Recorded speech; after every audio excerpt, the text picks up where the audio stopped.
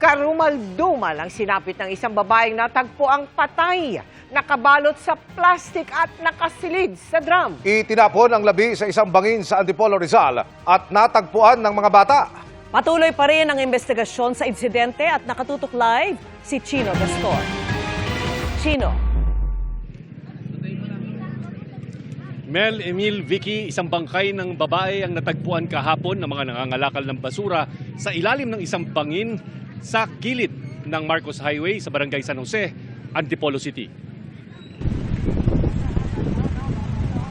Nakabalot sa plastik at nakasilid sa isang plastic drum ang mga labi na ito sa ilalim ng bangin nang makita ng ilang kabataan sa lugar dakong alauna ng hapon. Agad pinagbigay alam sa mga otoridad ang insidente at agarang naiahaw ng mga labi gamit ang lubid. Nakita po silang drum, akala po nila yun kalakal.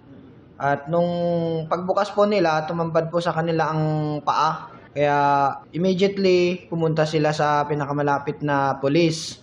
Pagkatapos nun naka-receive kami ng report nga na nagsasabing may nakita silang paa na nakalagay sa drum. Sa taya ng PNP Scene of the Crime Operatives, hindi lalagpas ng 30 anyos ang edad ng biktimang nakasuot ng maong short at puting t-shirt hanggang bewang ang buhok at may tattoo na gagamba malapit sa tiyan at ahas sa kaliwang hita na may mga letra na kung babasahin ay Noemi. Natunto ng GMA Integrated News ang pamilya ng biktima na kinilalang si Rana Ayesa Baluyot.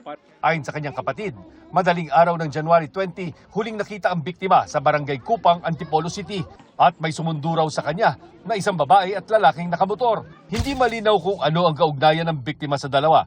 Mula raw noon ay hindi na nila nakontak si Rana Ayesa. Siya po para po sa pagkawala ng kapatid ko. Last po na sinabi niya, may binanggit daw po siyang pangalan. Sabi daw po, wala na daw po siya ibang hahanapin. Kundi po yung binanggit niya lang pong pangalan. Patuloy din ang investigasyon sa sanhi ng kanyang pagkamatay. Hunyo ng taong 2023, tinapon din sa bangin di kalayuan mula sa lugar ang mga tinadtad na parte ng isang babae na pinatay umano ng kanyang live-in partner.